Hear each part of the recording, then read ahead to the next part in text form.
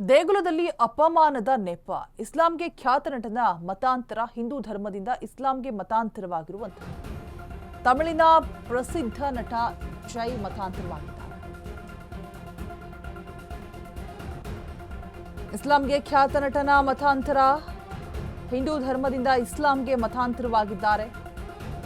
ತಮಿಳಿನ ಪ್ರಸಿದ್ಧ ನಟ ಜೈ ಮತಾಂತರವಾಗಿರುವಂಥದ್ದು. ನಾನು ದೇವಸ್ಥಾನಗಳಲ್ಲಿ ಅವಮಾನವನ್ನು ಅನುಭವಿಸಿದ್ದೆ,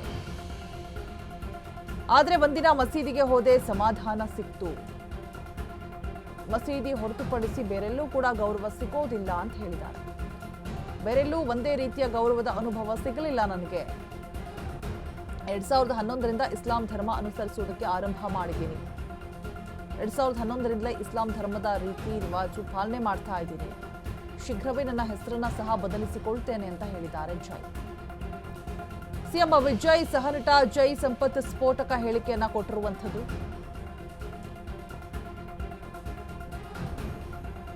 ದೇಗುಲದಲ್ಲಿ ಅಪಮಾನದ ನೆಪ. ಇಸ್ಲಾಂಗೆ ಖ್ಯಾತ ನಟ ಮತಾಂತರವಾಗಿದ್ದಾರೆ.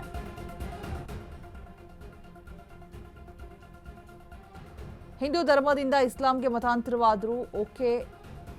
ತಮಿಳಿನ ಪ್ರಸಿದ್ಧ ನಟ ಜೈ ಮತಾಂತರವಾಗಿರುವಂಥದ್ದು. ಬಟ್ ಹೇಳಿಕೆ ಕೊಟ್ಟಿರೋದು ಸ್ಫೋಟಕ ಹೇಳಿಕೆಗಳನ್ನ ಕೊಡ್ತಾ ಇದ್ದಾರೆ. ನನಗೆ ದೇವಸ್ಥಾನದಲ್ಲಿ ಅಪಮಾನ ಆಗಿದೆ, ನನಗೆ ಮಸೀದಿಗೆ ಹೋದಂತಹ ಸಂದರ್ಭದಲ್ಲಿ ಸಮಾಧಾನ ಸಿಕ್ತು ಅನ್ನುವಂತಹ ಹೇಳಿಕೆಯನ್ನು ಕೊಟ್ಟಿದ್ದಾರೆ. ನನಗೆ ಅಲ್ಲಿ ಸಿಕ್ಕಂತಹ ಗೌರವ ಇವೆರಲ್ಲೂ ಕೂಡ ಸಿಕ್ಕಿಲ್ಲ. ಒಂದೇ ರೀತಿಯ ಅನುಭವ, ಗೌರವದ ಅನುಭವ ಸಿಗ್ತಾ ಇಲ್ಲ.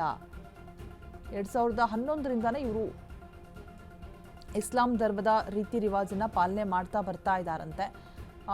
ಶೀಘ್ರ ಹೆಸರನ್ನು ಕೂಡ ಬದಲು ಮಾಡ್ಕೊಳ್ತೀನಿ ಅಂತ ಕೂಡ ಹೇಳ್ತಾ ಇದ್ದಾರೆ. ಸಿಎಂ ವಿಜಯ್ ಸಹನಟ ಜೈ ಸಂಪತ್ ಸ್ಫೋಟಕ ಹೇಳಿಕೆಯನ್ನ ಕೊಟ್ಟಿದ್ದಾರೆ. ಇಸ್ಲಾಂ ಧರ್ಮಕ್ಕೆ ಮತಾಂತರವಾಗಿ ಇಲ್ಲೋ ಒಂದ್ ಕಡೆ ಅಪಮಾನದ ನೆಪ ಹೇಳ್ತಾ ಇದ್ದಾರಾ ಅನ್ನುವಂಥ ಮಾತುಗಳು ಕೂಡ ಕೇಳಿ ಬರ್ತಾ ಇದೆ. ದೇವಸ್ಥಾನದಲ್ಲಿ ಅಪಮಾನ ಆಯಿತು, ನನಗೆ ಮಸೀದಿಯಲ್ಲಿ ಸಮಾಧಾನ ಸಿಕ್ತು ಅನ್ನುವಂತಹ ಸ್ಫೋಟಕ ಹೇಳಿಕೆಯನ್ನ ಕೊಡೋದ್ರ ಮುಖಾಂತರ ಚರ್ಚೆಗೆ ಗ್ರಾಸವಾಗ್ತಾ ಇದ್ದಾರೆ.